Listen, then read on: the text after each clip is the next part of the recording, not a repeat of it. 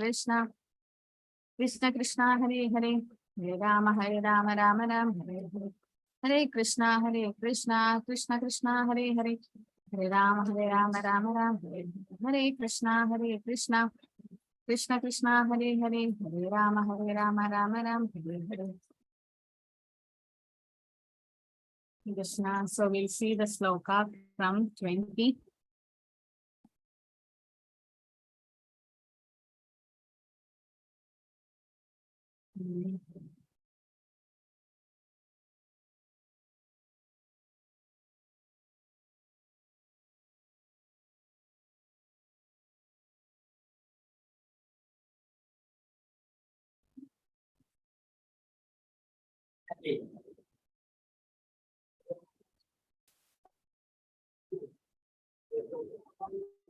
Okay, somehow 20 to 25 slokas slides are missing. So we'll just go through the text here in the book and then we'll start with 26. Okay. So 9.20 says, Traivitamam soma paputa papa yajne rishtva swargatim prarthayante te punyamasatya surendra lokam asnadi divyan divideva bhogan. Those who study the Vedas and drink the Somaji, seeking the heavenly planets, worship me indirectly. Purified of sinful reaction, they take birth on pious heavenly planets of Indra, where they enjoy godly delights. Okay. So here it is said that those who enjoy, do punyas, that is pious activities, they go to heavenly planets, that is Swarga. And then what happens? It's not fixed there, right? We cannot stay there forever. So they have to come back.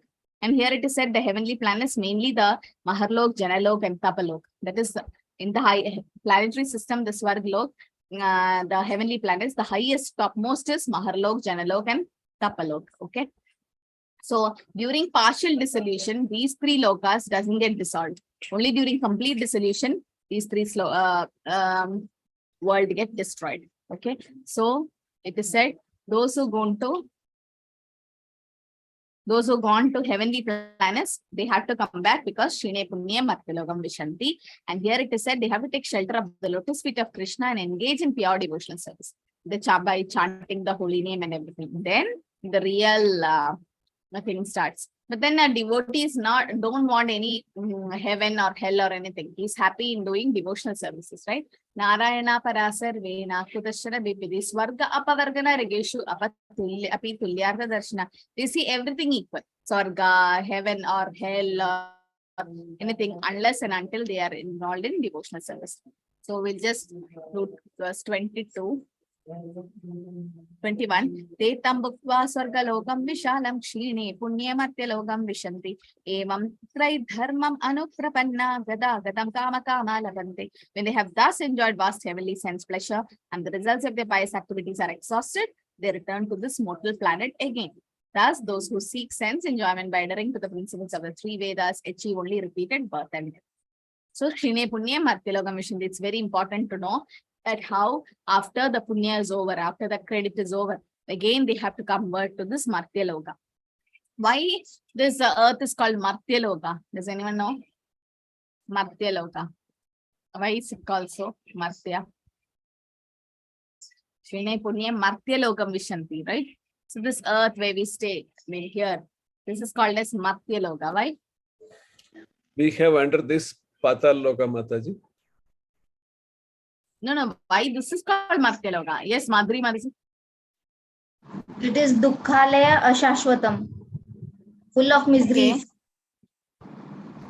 Martya means what? Yes, Jyotilakshmi Mataji got it right. Full of miseries, temporary, all that is fine. But what does that mean? Martya means Marta. Death. Death. No? Marna or Martya means death. Okay, death, not false, yeah, death. So definitely the birth, death, old age, disease cycles are there, especially death is there, right? In heavenly planets, there is no disease and old age. Why? Only birth and death is there.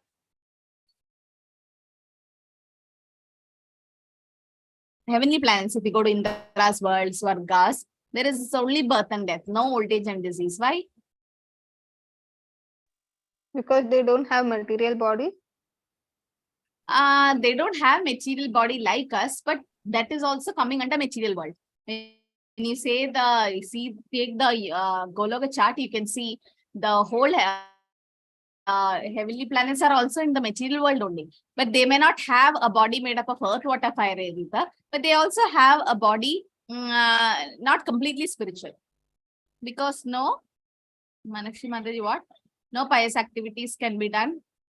Where in Punya, in Swarga? No Papa. No, Mataji, no pap karma, na, because they are just enjoying the fruits of their So why there is no pious old age and activity. disease in heavenly planets? Yeah, but they will come back because they've exhausted the piety. Okay. Yeah, they will come back. No Papa. That's all fine. But why I'm asking why there is no old age and disease in heavenly planets? Because of astral body, Mataji. Hare See, Krishna they have Mataji. birth and death, but even Brahma dies, no? Abrahma Bhuvanar Loka Punaravartina Arjuna. When they die. Only in I spiritual didn't- world there is no death. It is temporary, Mataji. Only till they take benefit of their good deeds, and then again they'll come back. It is not permanent for anybody. That's fine. Why there is no old age and disease, but there is birth and death? Hare Krishna Mataji. May I? Yes, Prabhu. Because of Amrit, no, they consume this Amrit. No? Yeah, because that's the right answer. So because of the Samudra Mandan Leela, what happened? Churning of the milk ocean. They drank the Amrita, no? And that's why make them upper planets are for enjoying, that's why, fine. But birth and death is there in upper planetary system, but there is no old age and disease. Why? Because they have drank the Amrita, the nectar that came from the churning of the milk ocean, right? When Dhanvantari himself, the Lord himself gave the nectar to the Devatas. So for them, there is no old age and disease, but there is birth and death is there. Okay. So that's why, because they drank that Amrita. And so Srila Prabhupada has given us the way to overcome all these birth, death, old age, disease. That is devotional services which can be done to cross this. So even going to heavenly planets is temporary, as you all said, because you have to come down, right? You have to come down. So sometimes it's like a giant wheel. The comparison Prabhupada gives here, a Ferris wheel, where sometimes it goes up, can come down.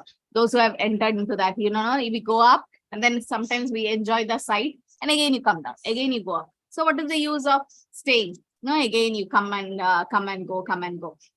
That's a lot temporary now. And second 22nd sloka is very important sloka. Ananyas chindayando mame jano pariyapasade desham nityaviyuktanam yogakshemam mahamyaham. But those who always worship me with exclusive devotion, meditating on my transcendental form, to them I carry what they lack and I preserve what they have. So this is based on our faith in Krishna. We have trust and faith in Krishna, definitely it's Krishna. So we think that we go for a job and the boss is paying, or government job, whatever it is, we're getting money and all that. But unless Krishna sanctions, we won't get it. So it's actually Krishna giving through that person. Sometimes the Prabhupada says, like, you get some prasadam, you get some gift or something. It's actually Krishna taking care through that person. That person is just an instrument. The boss of your company or all that, they are just an instrument through which Krishna is delivering to you. Okay, so here it is said that those who are completely attached to the Lord and exclusively worshipping him, to him he carry what they lack and preserve what they have. So we know the story of Sudama, right? So how by Krishna's mercy, everything he got. But then a devotee doesn't want any material things from the Lord, but Krishna takes care. Krishna protects them. Ye api anya devada bhakta yajante shraddhayanvita te api mam eva kaunteya yajanti avidhi purvakam. Those are devotees of other gods and who worship them with faith actually worship me only, O son of Kunti, but they do in a wrong way. So it's about demigod worshippers. They are avidhi purvakam. They worship Krishna indirectly. That's it. And here it is given the process of putting food to the stomach, right? So when you put to the stomach, all the part gets get the nourishment. Similarly, pouring water to the root of the tree. Krishna says this. When Prabhupada gives this example, right? So indirectly they are worshipping Krishna. So here it is said, if you pour water to the roots, then everything gets satisfied. You don't have to worship them separately. When you put food to the stomach, the whole body gets nourished. So demigods are also different parts of the Lord, part and parcel of the Lord, right? So everyone have to offer his worship to the Supreme Lord only. When Krishna is satisfied, everything else is satisfied. So that's Avidhi Purvakam. That's what Krishna says. It's Avidhi Purvakam. But Krishna only is giving them the faith to be fixed in that particular demigod. But you should not ask we should not ask for material things from them. Aham hi sarva yajnanam bhokta cha prabhureva cha nato mam abhijananti tatve natas shyavanti shvayanti te. I am the only enjoyer and the master of all sacrifice. Therefore, those who do not recognize my true transcendental nature fall down.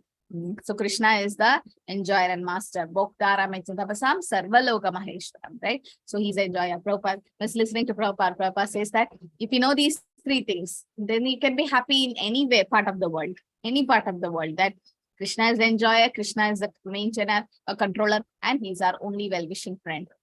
We think we are the enjoyer, but we are not the enjoyer. We think we are the master, but we are just a servant. Like less intelligent people, they worship demigods for temporary benefits. That's why they are called Alpa Medasa, and they fall down to the material existence. They get attached to it. Yanti deva vrida deva, pidrayanti pidravrida, bhutani yadi bhudecha yadi matyajino piva. It's also a very important sloka which says, those who worship demigods, they go take birth among demigods. Those who worship the ancestors, go to the ancestors. Those who worship ghosts and spirits will take birth among them. And those who worship Krishna will live with Krishna. So what's the example here? What's the analogy? Our travel destination, Mataji. Yeah, the travel destination. So you take ticket to a particular place, you go to that particular place. You can't go to any other place. So similarly, if you worship the demigods, you go to their planets. You worship the ancestors, go to their planets. And worship ghosts and spirits, they go to that planet. Okay. Sometimes we have seen about the black magic, black arts, mostly some part of South India. So it's very, very famous. And they do all this, Pishacha worship and all that. No, black magic and all. So actually that is in ignorance. So Tamaguda. That worship is in Tamaguda. And what is the use of worshipping them? You go to their planets. And if you go to their planets, definitely you have to come back again. Right? So better worship Krishna. And Krishna says, Yadi matyaji no pima. Those who worship Krishna will live with Krishna. Krishna gives that in the sloka number 25. So 26 is about the very famous sloka of Patram Pushpam Palantoyam. So 26 to 34 is about glories of devotional service to Krishna, Krishna Bhakti. Okay, so Krishna, after establishing himself as the enjoyer and all the sacrificial offerings of different types of worshippers, now he's through the verses, Krishna pleads us to choose the right path to become his exclusive devotee. That's why this is Raja Vidya Raja Guhyam. It's a very confidential knowledge. We saw Krishna is going deep into Krishna Bhakti. Krishna is saying that don't do all that, just worship Krishna. Manmana Bhavat Bhakta. That's how he concludes. That is the confidential message. So worship of Lord Krishna is superior because Supreme Lord takes direct interest in the life of his devotees, and understanding truth about Krishna and his devotees and the intimate relationship, one should be absorbed himself in Krishna consciousness. The most essential quality of Bhakti which stands out in the section is that Lord personally reciprocates the devotees, bringing them closer to him. So verse number 26 is simplicity of Krishna, Bhakti. Patram pushpam palam toyam niyome bhaksya prayachati tadaham bhakti upakritam asnami prayatatmanaha. If one offers me with love and devotion a leaf, a flower, a fruit, or water, I will accept. So bhakti is repeated twice in this sloka, right? Yome bhaktya prayachati tadaham bhakti upakritam. So in the Prabhupada writes, yes, Krishna mentions it twice. Why? That's the only qualification required, love and devotion. So bhakti is mentioned twice to declare more emphatically that bhakti or devotional service is the only means to approach Krishna.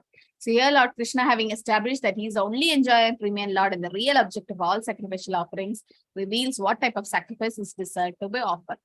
Okay, so an intelligent person should engage in Krishna's loving service to achieve permanent bliss. So sometimes we read this sloka, Patram Pushpam Palam, but we don't apply it in life. But Bhagavad Gita is a practical manual. So how many of you can raise a digital hand, offer at least Patram Pushpam Phalam Toyam on the daily basis, or at least sometimes Patram Pushpam Phalam Toyam we all offer? Very nice. At least Prabhupada says water you can offer. It's available in every part of the world. What about others? Try to offer. Okay, those who can't, at least I know sometimes you're in a mixed joint family, you have parents and grandparents and others and everyone. So they are also taking some other non-veg or something like that. But what we can do, at least you can keep one tulsi. At least you can keep one tulsi or at least some water. You can keep dry fruits. That's not like needed cooking, no. Only problem is, okay, in the kitchen, there will be like mixing of vessels or anything, something like that happens. So that's a problem. So what you do, dry fruits doesn't require cooking. So get some dry fruits and keep, and then little every day take and just keep in front of Krishna with tulsi. And then that you can take. Or little water, you keep in a glass, have a lid, and then keep tulsi to Krishna, flowers, anything can be offered. So Prabhupada says, if you start practicing this, then you are accepting Krishna's words. Then you are accepting Bhagavad Gita. Then you are applying it practically in life. That's why Bhagavad Gita is a life manual. It's not just theory to learn Patram Pushpam Phalam Toyam done. No, you have to apply it in life. This is one verse, but like that, so many verses we have to apply, but this is the beginning. Prabhupada says this is the beginning. Just start offering Patram Pushpam Phalam Toyam to Krishna and see the difference. Krishna doesn't want anything from us, but then he sees the bhav, his bhavagrahi Janardana, right? Okay. So any story, does anyone remember about a devotee offering nice preparation to Krishna and Krishna accepting it? Angani yasi sagalendra vritti mande. Krishna don't have to eat like that. He can just see, glance, and then he eats. Right? So only qualification required is pure devotees and no other qualification required. Even the poorest of poor can offer this. Yeah, Vidurani. What did Vidurani offer? The banana peel, right? So she was so excited to see Krishna that she just gave a banana peel to Krishna and Krishna accepted that. Good. The fruit seller, very nice. Yeah, the fruit seller went to Vrindavan and Govinda Damodara Madhavidi, and then she used to just chant Krishna's holy name. And Krishna gave little grains and she gave everything. Right? She gave everything and Krishna reciprocated also. And yes, so when the fruit seller gave everything. She was very poor, but still she gave whatever she had to Krishna. Bhakti compared to other process, the simplest process and highest perfectional stage. And Krishna wants only loving service and nothing more. He just bhavagrahi Janardana, irrespective of the quantity or type of object. Even a little flower or leaf or fruit or a flower from a pure devotee will do.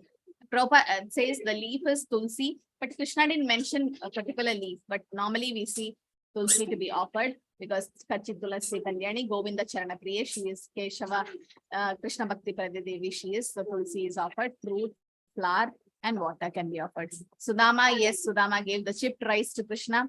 Shabari gave the bitten fruit to Lord Ram, right? Kubja gave the chandan and yes, the paintings to Krishna, like whatever he had. Yes, and there was a garland person who gave the garland, the washerman who gave the dress to Krishna. Yeah, so how much a possible way they are offering to Krishna? Nice. Guhan is that in Ramayana, no? He helped Lord Ram to cross the river. Is that person? Kevat and Guha. Yes, Mataji. Ganesh Prabhu. Yes, Mataji. Guhan is, he offered fish, no, even though Rama did not, he gave it to some other person. The devotion Yes. And even, so that these are all examples of devotees offering to Krishna. So they are offering with love and devotion. Krishna doesn't see what you have offered. He sees the bhav and he captures the bhav.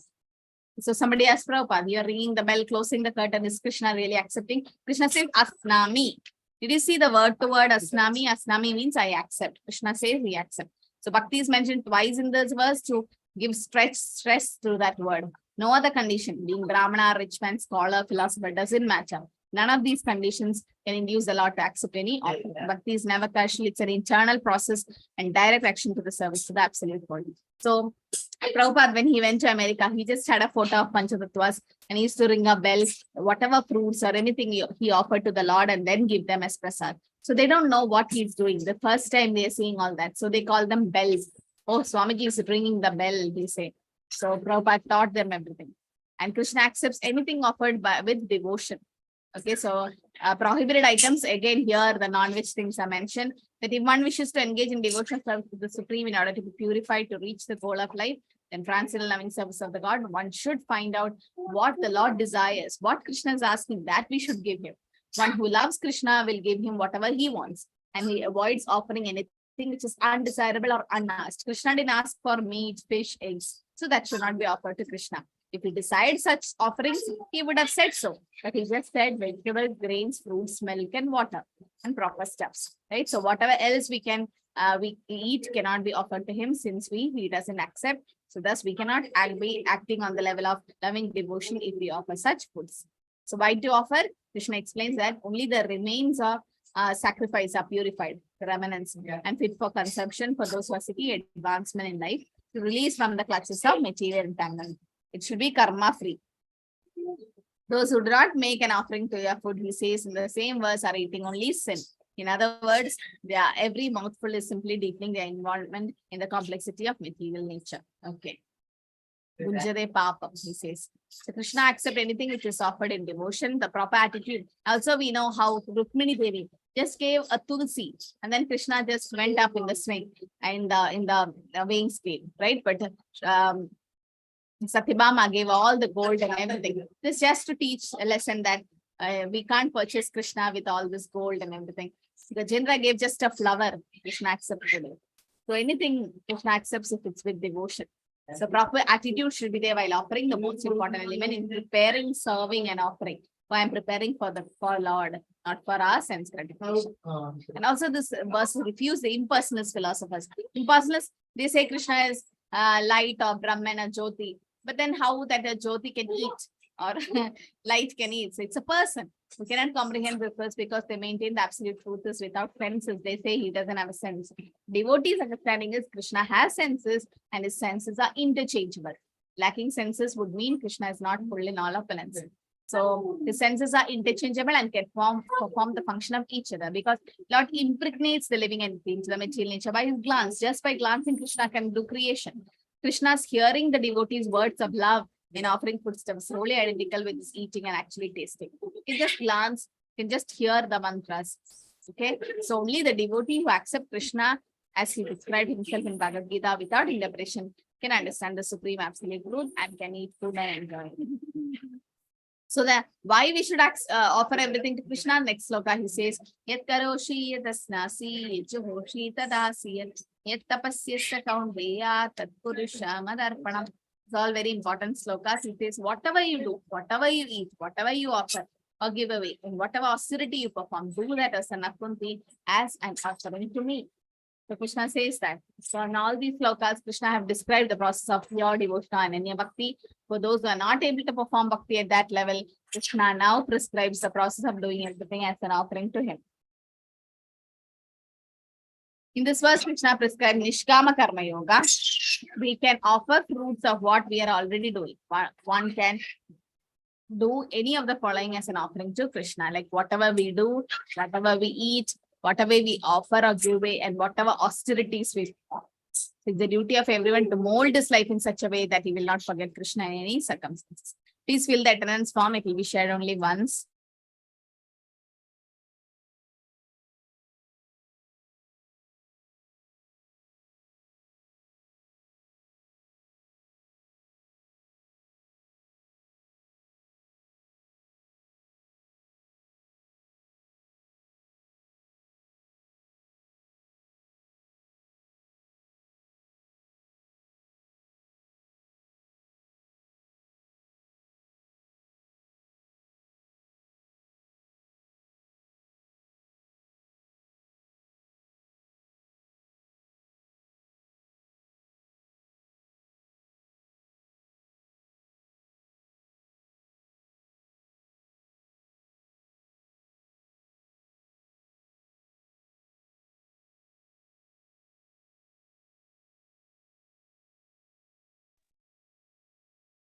Okay. So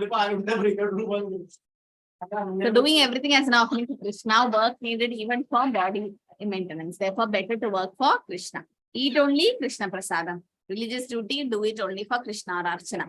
Charity, Krishna says, give it to me. Prabhupada explained this means that all surplus money accumulated should be utilized in furthering the Krishna conscious movement. Nowadays, people are very much inclined to the meditational process, which is not practical in this age. But if anyone practices meditating on Krishna 24 hours a day by chanting Hare Krishna mantra around the streets, he surely to be the greatest meditator and the greatest yogi. Yoginam api sarvesham madhyade randaravana shraddhavan bhajate yomam sameyukta tamomada.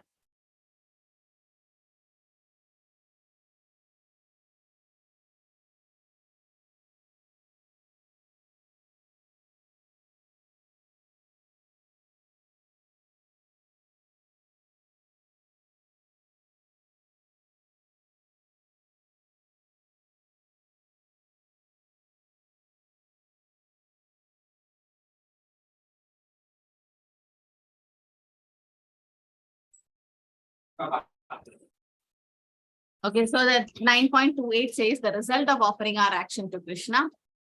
Shubha Shubha Filir Evam Mokshase Karma Bandhane Sannyasa Yoga Yuttatma Vimukto Mam Upaishasi. In this way, you will be freed from the bondage to work and its auspicious and inauspicious results. With your mind fixed on me in this principle of renunciation, you will be liberated and come back to me. So why Krishna is saying to give everything to Krishna and offer everything to Krishna, so that we can get liberated from the bondage. No, so much bandhana or bondage will be there, we can get liberated. So if we, even if we are giving charity, something, that money can be offered to Krishna and then give, at least in the mind, Sarvam Krishna Arpanamastu, and then we give. So liberation means freedom from the bondage of work and its auspicious and inauspicious results. Mokshase karma bandhana. And vimittamam upashisi. One is liberated and attains Krishna. So yeah, it purifies us, purifies it. So Yukta Vairagya platform. So Rupa Goswami says that as long way we are in this material world, we have to act. We cannot cease acting. Therefore, action can be performed and fruits are given to Krishna. Anasaktasya vishaya yataham upayanjate nirbandhe Krishna sambandhe yukta vairagya muchyate.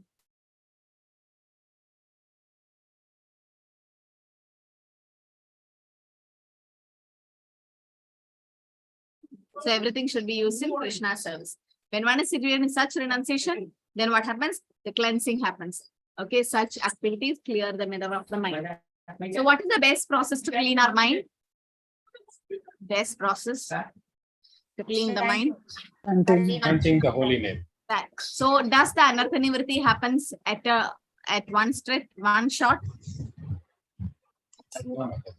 Does all the anarthas get washed away? It's a gradual process. It's a gradual process, right? It's not possible to clean it completely at one time. Like when you clean a room also, like so much dust is there, 2-3 times the cleaning happens. So example given is like an ink bottle.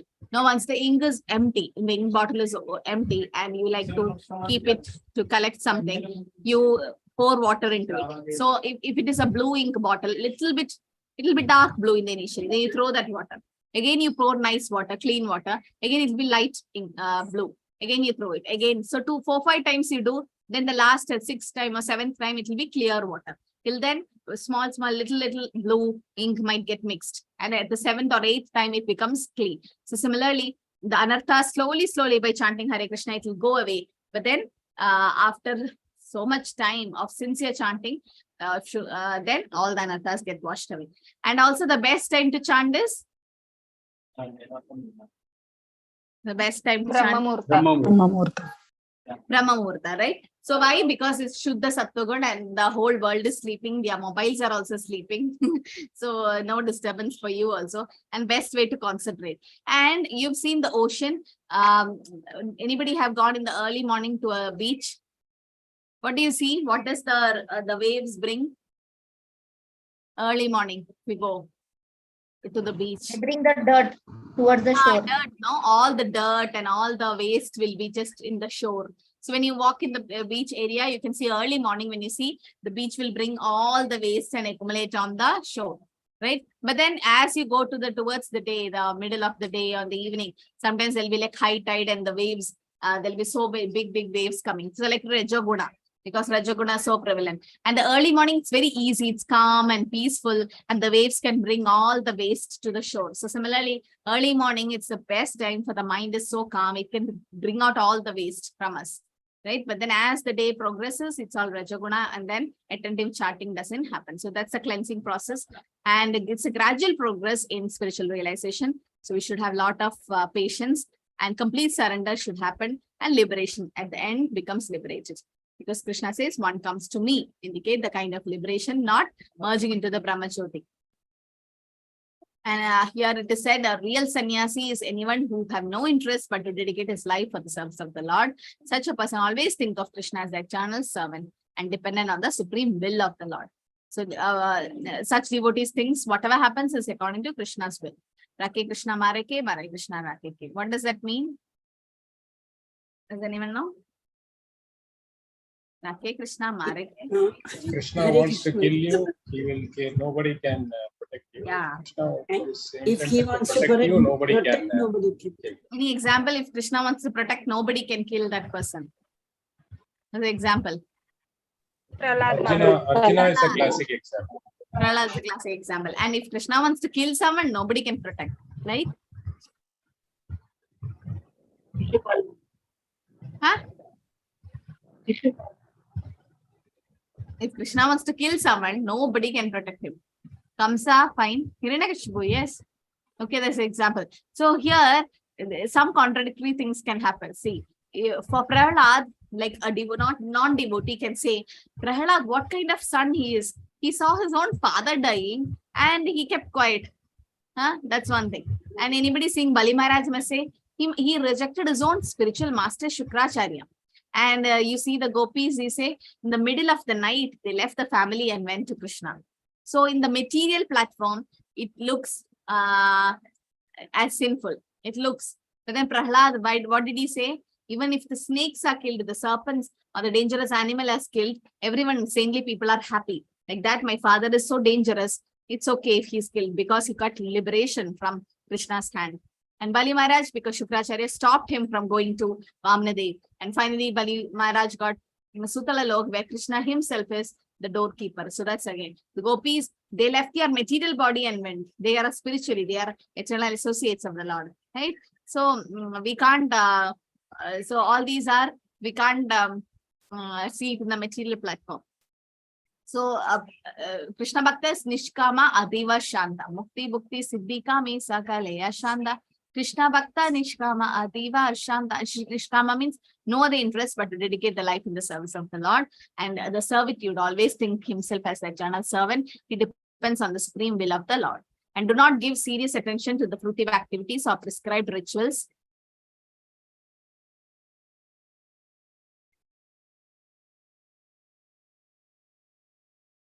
The pure devotee who is completely engaged in Lord's service may sometimes appear to go against prescribed duties, but actually it is not so. One cannot understand the plans and activities of a pure devotee. Vaishnavera Kriya. It says that, Tandra Vakya Kriya Mudra. Vaniha na Bujaya. You can't understand the activities of a pure devotee. A person who's thus always engaged in the service of the Lord or is always thinking and planning how to serve the Lord is to be considered completely liberated. In the future, he's going back home, back to God. Here, this guaranteed. They above all material criticism, just as Krishna is above all criticism.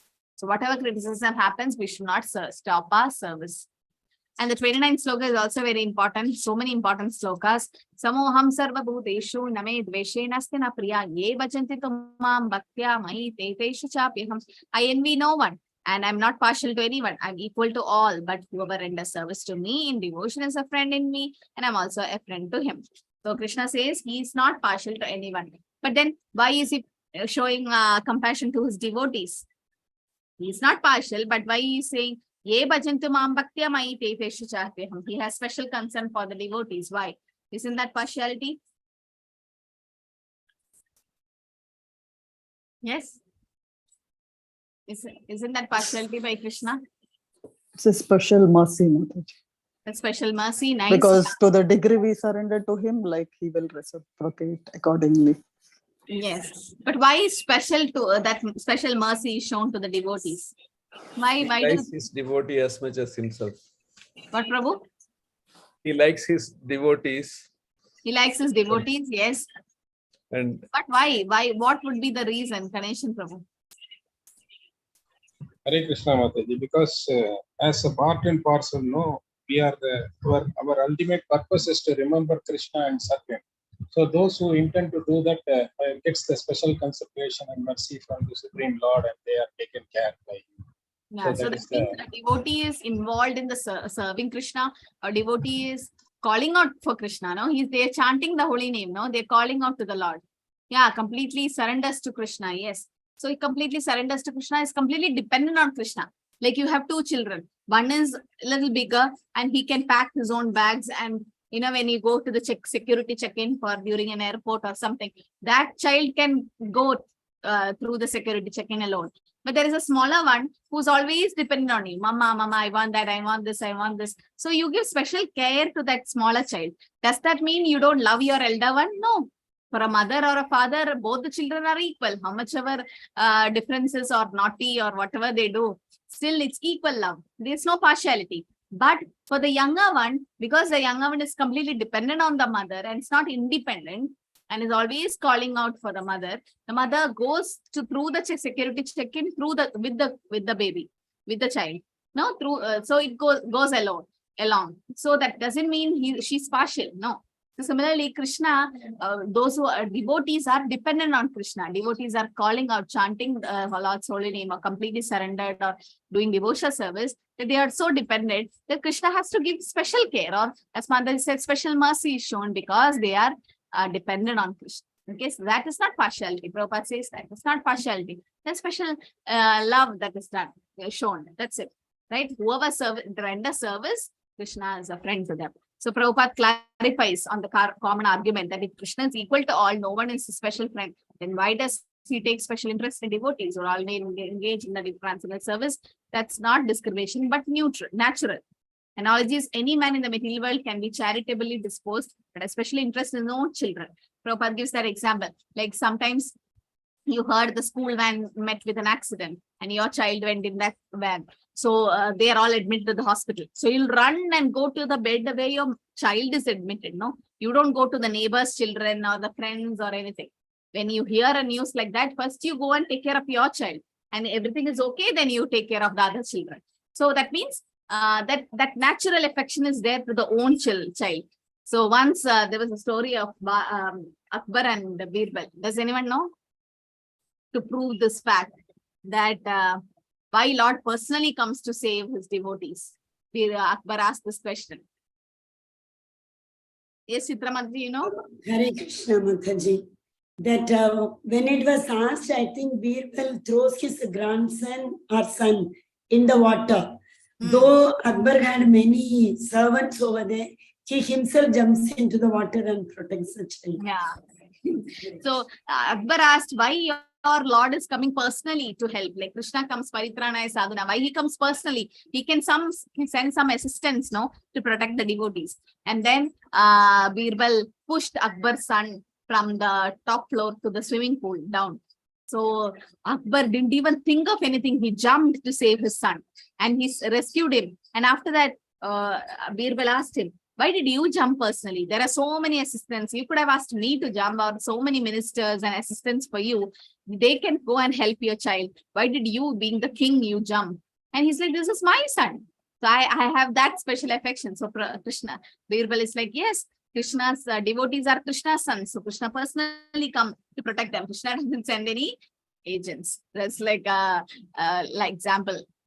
Okay, so one may say that Lord says all living entities are his children. Yes, therefore Krishna supplies everyone with generous supply of the necessities. Analogy is like a cloud pours water all over the earth, rock, land, or water. Yes, this is what happened during Govardhan Puja also. When Nanda Maharaj said, no, Indra is giving us rain for the land, for the crops. Krishna is like, Indra is not he's giving water to land also, water also, ocean, everywhere. He's just carrying out his order by Vishnu. Right? So the cloud is not partial, it's giving, but then it depends on what type of land it is. If the water is on the rock, it just flows away. It's in the water, it just gets collected, but it's in the land, it gets absorbed and crops can grow.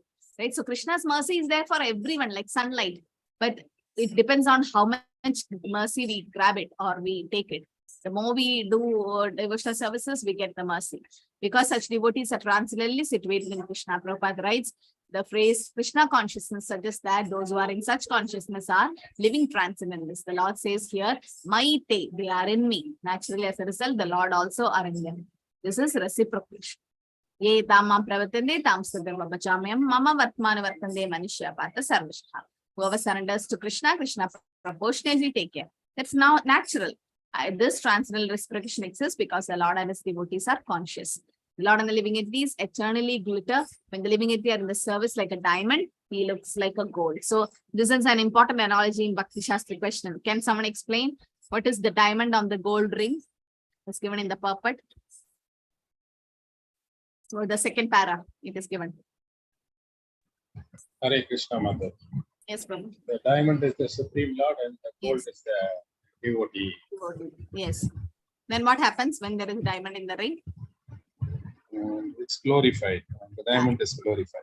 Yeah. The So gold diamond is also glorified. And, yes. That means Krishna is also glorified. His devotees are also getting glorified. So it's like a diamond on a gold ring. Both gets glorified. So there is a reciprocation between Krishna and his devotees. Personals and impersonals philosophy. Living entity in a pure state are called devotees. The Supreme Lord becomes the devotee of his devotees. If a reciprocal relationship is not present between the devotee and the Lord, then there is no personals philosophy. In the impersonal philosophy, there is no reciprocation between Supreme and the living entity. What is partiality towards devotees and a special mercy? Prabhupada explains. Srila Prabhupada explains as more complete explanation of Krishna's position. The example is often given that the Lord is like a desired tree, and whatever one wants from the desired tree, the Lord supplies. But here the explanation is more complete. The Lord is here stated to be partial to his devotees. This is the manifestation of Lord's special mercy to the devotees. Lord's reciprocation should not be considered to be under the law of karma. It belongs to the transcendental situation in which Lord and his devotees function. Devotional service of the Lord is not an activity of this material world. It's a part of spiritual world where eternity, bliss, and knowledge predominate. So Lord's reciprocation should not be considered under the law of karma. It belongs to transcendental situation in which Lord and his devotees function. Devotional service is not an activity of the material world, but a part of the spiritual world where eternity, bliss, and knowledge predominate. So Krishna reciprocates to the devotees. It's not partial to anyone. The special mercy to the devotees because devotees are completely surrendered. So 30 and 31 is always associated. It's about how a devotee should not be considered sinful, even if he fall down unknowingly. Api chesu duracharo pachadema ananyavak sadureva samandavya samyak vyavasito hisa. Even if one commits the most abominable actions, if he is engaged in devotional service, he is to be considered saintly because he is properly situated in his determination. Suduracharo. That means even if he have committed sinful activities. And the 31 says, Kshipram bhavati dharmatma shashvat chandine gachandi kaundeya pratijanihi name bhakta pradashati. He quickly become righteous and attains lasting peace, O son of Kumti, and declare it boldly that my devotees never perish. So these two verses are very important. It says about how a devotee, even if committing sinful activities, are not sinful. It's not to be considered sinful. Apichet Suraja Bachante Mamanindama. Bachante Mamanindama. They should be doing devotional service. And unknowingly falling is fine. Okay, but then we should not repeat that sin again and again. And he should be Sadhurevasa Mandavya. Means you have to consider him saintly. If a devotee is imperfect, Krishna takes him as saintly because he is properly situated in his determination. Such a devotee quickly become righteous and go back to Krishna. Suduracharo means the conditional living entity have two activities, conditional and constitutional. Conditional means those activities for protecting the body, abiding the rules in society and state. And constitutional means the transcendental activities of living entities being conscious of the spiritual nature, engaging in devotional service. So activities may be parallel or opposed. In condition state, sometimes devotional and conditional acts parallel each other and sometimes they oppose each other. So devotees try to balance it. Devotee try his best not to disrupt his wholesome condition known as perfection in his activities. It depends on the progressive realization of Krishna consciousness. Sometimes, however, it may be seen that a person in Krishna consciousness commits some act which can be most abominable socially and politically, but still it's just temporary. The example given is if there is a white cloth, okay, and you put a small ink drop on it, a small dirt, everything the dirt become very clear, no? Because a devotee is so sinless, so many, but then anarthas are there. They might commit an act, but then it's risky to commit sinful activities on strength of chanting the holy name. Right? Which offense is that? Out of the 10 offenses, which offense to the holy name is to commit sinful activities on strength of chanting the holy name? 7th one. 7th, good. So there's a 7th offense which says that Namnam Akadi Papa Buddhi. Okay. Namna Bhalati Papa Buddhi. That means Bhalat. On the strength of chanting the holy name, we should not do Papa, sin. That is again offense to the holy name. So Krishna purifies such a devotee and he excuses him. Okay, sometimes however it may be seen that a person in Krishna consciousness commits some act.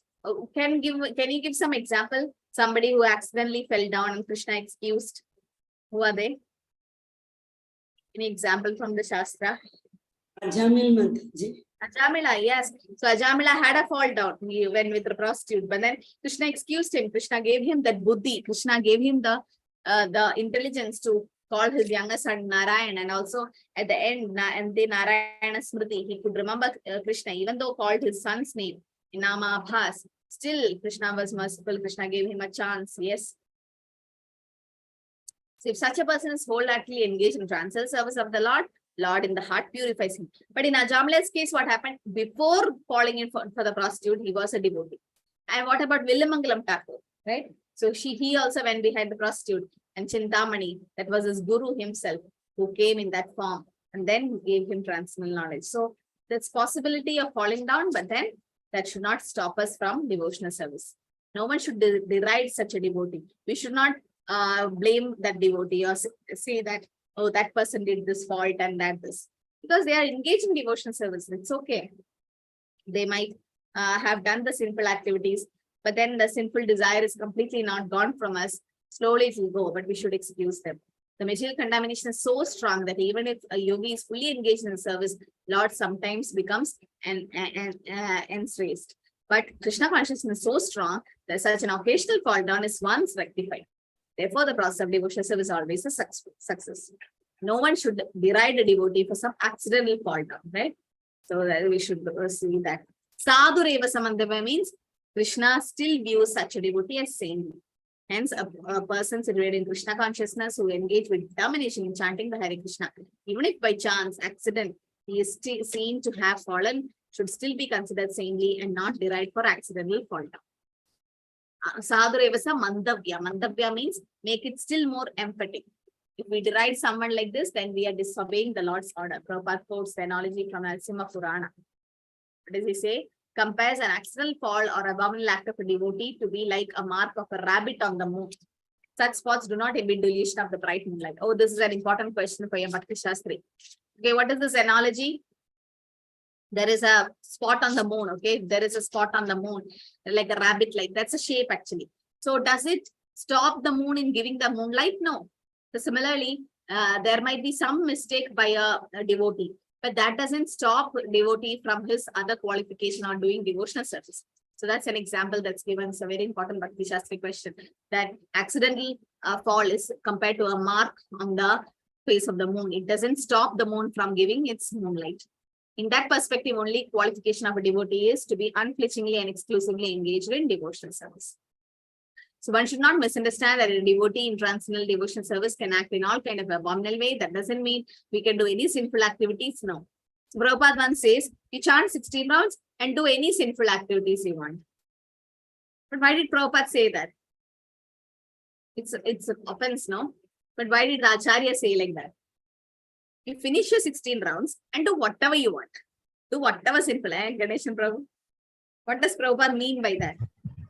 It's not possible. Once a person decides to chant the holy name consistently, then there is no possibility of committing sinful activities. The awareness will become such that he will withdraw from all those things by chanting the holy name. Yes, so Prabhupada knows that. Prabhupada's like, you chant your 60, finish your 16 rounds and do simple activities. It's not possible to do so. Those who chant 16 rounds sincerely, Prabhupada's like, we don't feel like doing simple activities after that. So that's why 16 rounds is like, finish it and then go. So that sinful desires and thought doesn't come to you. So, okay. Srila Prabhupada concludes the purport as saying, if one does not improve in his character by devotional service, it is to be understood that he is not a high devotee. And then he says, what happens to such a devotee? Shipram bhavati dharmatma shashvat chandini gatanti kaunteya prajanihi name bhakta pranashati. He says to Arjuna that declare that my devotee never perish. Right? So how can a person acting abominable by accident or intention can be a pure devotee? Only one should be free from the mischievous act. Then only he can become a devotee. Esham to andagatam papam janana punya karmanam tedanda mohanir mukta bhajante mam vriddha. And also it is said, Namam Dushkridinam Moda Prapatyande Naradama Maya Apratatnyanam Asuram Bhavamashitam. Miscreants who never come to the devotional service of the Lord have no good qualification, as it is stated in Srimad Bhagavatam. Yasyatma Bhaktir Bhagavati Akinchana Sarve Gunas Tatra Samastasura Harav Abhaktasya Kuto Mahatuna Manoradhi Nashti Bhavato Bhakti. Krishna purifies such a devotee who comes to his conditioning and engaging abominably, as explained in 9:30. Such a devotee quickly become righteous, maybe in the lasting peace. Krishna says that my devotees never perish. But Krishna said Arjuna to declare, no? Kaunteya pradijanihi name bhakta pranashti. Why? Hare Krishna Mataji. Because Krishna sometimes he fails to keep his promise, but he never fails to keep his devotee's promise. Yes, so Krishna can break his promise, but then devotee cannot, Krishna won't break the promise of his devotee. What is the example? Krishna breaking his promise? Bhishma. Krishna. Bhishma Pitamaha, right? Like how Krishna said that I will not take a weapon to fight. But then finally he had to take the chakra to barge against Bhishma Dev, right? He has chariot wheel. So that's why he's called Chakravani. And so Krishna broke his promise. But will Krishna break the promise of devotee? No. Example of Krishna not breaking the promise of his devotees.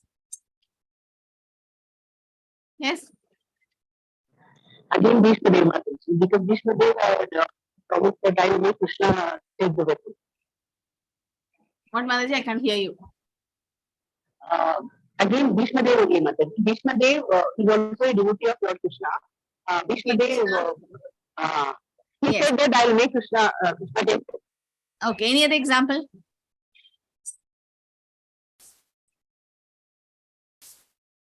Any other example? Does anyone remember?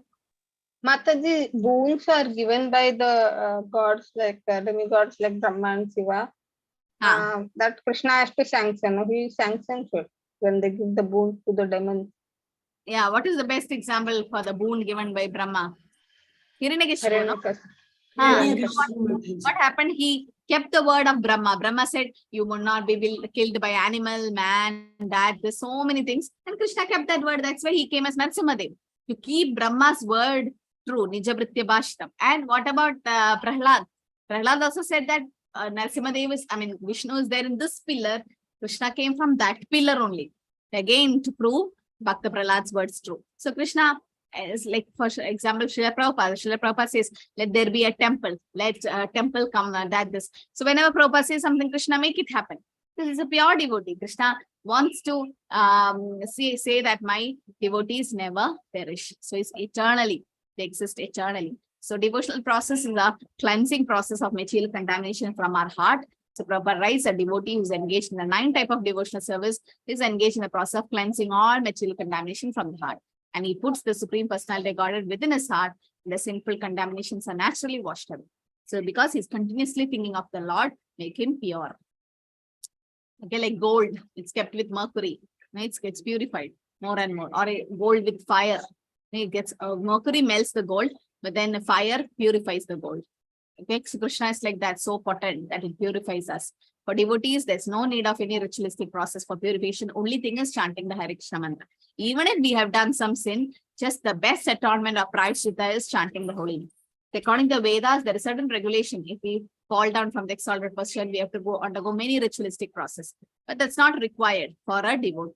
Therefore, chanting of the Hare Krishna, Krishna Krishna, Hare Hare, Hare Ram, Ram Ram, Hare Hare should be done without stoppage. This will protect the devotee from all accidental fall down. Anyone remember the example of Subuddhi from Chaitanya Charitamrita? Sharmila Mataji, you remember? He did some sinful activities and there was some remedy.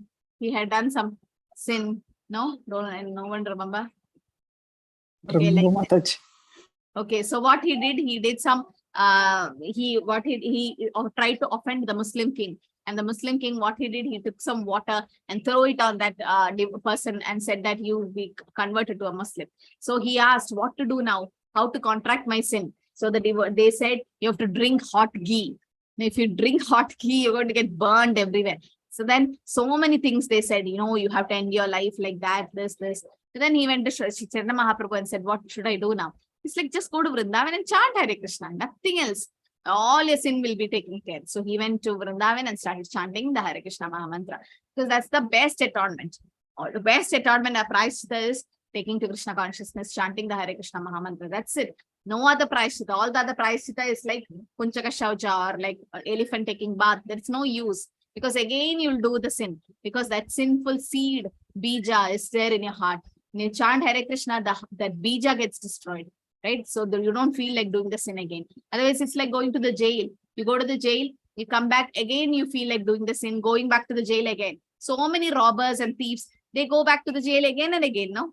Because that sinful desire, the disposition, kuta, bija, that's still there in them. Unless they take to Krishna consciousness, they can't stop the sinful reactions. Okay, so 32 says, Mamhi Partha Vyabhicharena. No, Mamhi Partha Vyapashritya Yepesyo Papayo Dinastriyo Vaishya Tata Shudra Tepi Anti Paramgati. O son of Pritha, those who take shelter in me, though they may be a lawbird, women, Vaishyas, merchants, and Shudras or workers can attain the supreme destination. So no distinction in different classes. This verse established that devotional service, there is no distinction between higher and lower classes. Like Kirana, Hunanda, Pulinda, Pulkasha, Abhira, Shumba, Yavana, all these people can take up Krishna consciousness. They're all lower caste, low people, but then even they addicted to sinful acts can be purified by taking shelter of Lord. Power of devotional service and pure devotees association and guidance, Prabhupada raised. Therefore, devotional service and guidance of the pure devotee are so strong. There is no discrimination between lower and higher classes of men. Anyone can pick. The most simple man taking shelter of a pure devotee can be purified by proper guidance. So one has to take complete shelter of Krishna. Then one can become greater than the greater jnanis and yogis. Pure devotees can enable people of lower class to attain higher perfection. So we should not misunderstand here by saying striya. No, nothing like that. Only thing is because of women has to be dependent always, and because of that. And Kunti Maharani also says that how I'll be being a stri or a woman able to understand, right? In the sense, it is given like in the Shastra, those days, only the men is allowed to go to Gurukul and stay with the spiritual master and learn the Vedas. So they are supposed to, but nowadays everything has changed. So, but then we should not take this as a contradictory statement and try to attack, even when Prabhupada says that. Prabhupada just meant that Stri should be dependent, should be always dependent, and it's actually the husband who is actually giving transcendental knowledge to the wife. But nowadays it's all happening opposite also.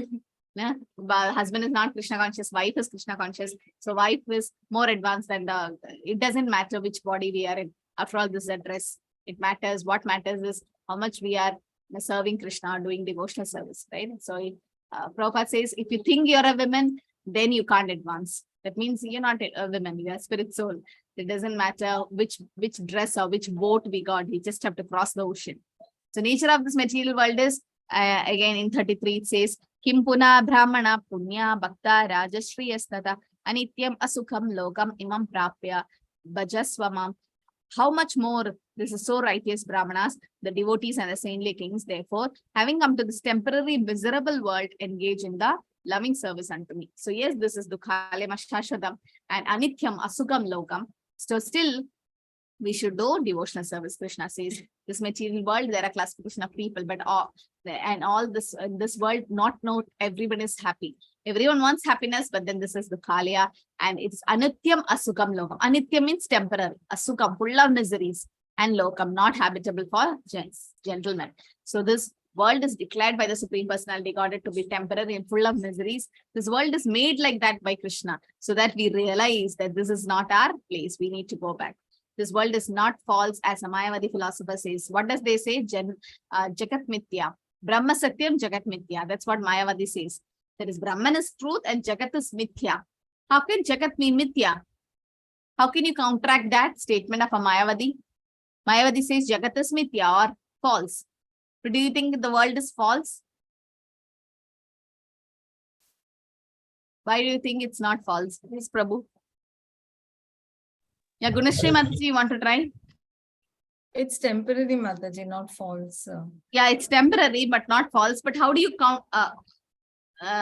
counter argue them by saying that it's not false? What is the proof it's not false? Yes, Ganeshan Prabhu, it's temporary, correct. But how do you say it's not false? Yes, Prabhu? Hare Krishna Mataji. Yes, it is temporary. It is anityam, but still it is satyam. We all exist, and that is a very true fact. We all exist, but how do you say it's not false? What is the reason? Is it like when during the time of dissolution we all enter back into Vishnu?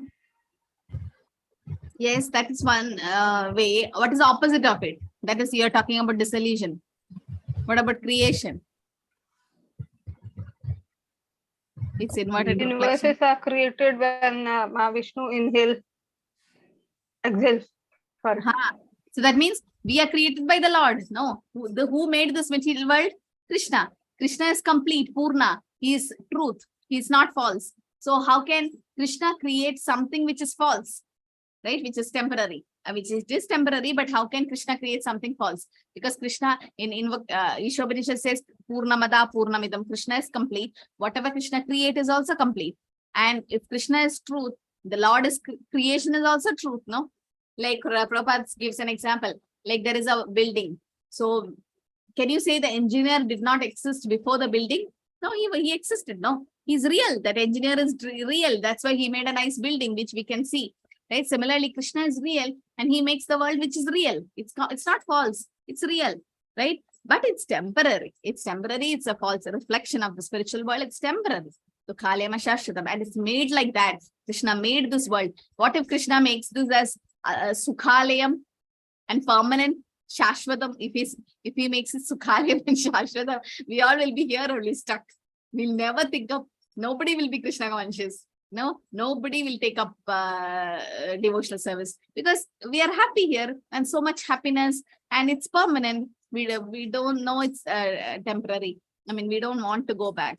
But Krishna made this material world in such a way, putting a lot of miseries so that we learn a lesson. We repent for our mistake. We regret for the mistake which we did. And so that we have the desire to go back, right? So sometimes when you hear about America, they say, oh, it's like that here, that's there. You have a desire to go there. Similarly, you have to hear about Krishna and Krishna's world, Prabhupada says, so that you develop a desire to go back. Oh, Krishna's world is like that. Chintamani, Pragara Salmadu, Kalpavriksha. No anxieties, no office, no college. We can just go and be there. And so what will we think? We have the desire to go. So yes, this is not false. The world is not false because it's created by Krishna. And Krishna appeals therefore to everyone, including the most qualified. Arjuna was born in a saintly royal family. To him, Krishna says, take to my devotional service and come back to Godhead quickly. We are finished, almost one sloka left. No one should remain in this temporary world full of miseries. Everyone should attach himself to the bosom of the Supreme Personality Godhead so that you can be eternally happy. The devotional service of the Lord is the only process by which all the problems of all classes of man can be solved. Everyone should take to Krishna consciousness and make his life perfect. The conclusion is Krishna consciousness is the only means for deliverance from material world. Manmana bhavamat bhakto madhya jimam namaskaro mame vaishyasi yuktaivam atma namatparayana. Engage your mind always in thinking of Krishna, become his devotee, offer obeisance to Krishna, worship Krishna, being completely absorbed in Krishna, you will surely go back to Krishna. So how to worship him directly? Engage our mind in Krishna, thinking of Krishna. That is chanting Hare Krishna, Manmana. Become his devotee by offering Patram Pushpam Phalam Toyam. Offer obeisances, Namaskuru to Krishna, Panchanga Namaskar, Dandavat Namaskar. Worship Krishna and do Arati and all that. So how to engage our mind? Engage mind on Krishna's eternal form, the name, holy name, with conviction that Krishna is the supreme. We have to engage our body, mind, and activities in the 9 devotional service. Such a devotee is transferred to Krishna Loka, right? So we have to make profit out of misleading people. and divert their mind to that which is not at all feasible. They refer to Krishna's mind. They do not know that there's no difference between Krishna's mind and Krishna. Krishna is not an ordinary human, but absolute. His body, mind, himself are absolutely one. Right? So Prabhupada, Bhaktisiddhanta Saraswati also says there's no difference between Krishna, the Supreme Lord, between himself and his body. They do not think of Krishna, but always unfavorably and enviously, like Kamsa. Right? He is thinking of Krishna, but it is negative, not anukulena. That kind of thinking will not help. One should think of Krishna in devotion or love. That is bhakti. One should cultivate the knowledge of Krishna continuously. What is the favorable cultivation? Is to learn from a bona fide teacher. So real bhakti is defined based on correct understanding. One should think of Krishna as a person, favorably in devotional love, and cultivate knowledge about Krishna. What is the favorable cultivation? Learn from a bona fide spiritual master. What a bona fide teaching of such a spiritual master is? Krishna is a supreme personality Godhead. His body is eternal, blissful, full of knowledge, and we are his servants. Okay. This is the most confidential reason. The last sloka is very important. You should learn this. It says, Manmana bhava matbhakto madhya jimam namaskuru mame vaishyasi yuktaivam atmana matparayana. Same sloka. The first line is repeated in the 18th chapter, 65 sloka, right? Same thing. Only thing is the last line is different. Mame vaishyasi satyam te pradijani priyosune. Yeah, same thing. Why Krishna is repeating 18 chapter 65 slokas? The same thing. Manmana bhavam bhakto madhya jimam namaskuru. It's not a printing mistake. Krishna is emphasizing that how we should think of Krishna, become his devotee, offer obeisances, and worship Krishna. There's no breakout room today because I want to finish this chapter today. So then we start with chapter 10 next week. Okay, so this ends the Bhaktivedanta, the purport of the 9th chapter. So there's the most confidential knowledge. The most confidential knowledge is this sloka. 18 chapters, 700 slokas. The middle chapter, that is 9th chapter, the last sloka, 34th sloka, is the most confidential sloka of the Bhagavad Gita. Okay. Hare Krishna, Krishna Krishna, Hare Hare, Hare Rama, Rama Rama, Hare Hare. Any questions? So this chapter is the last few slokas are very important slokas.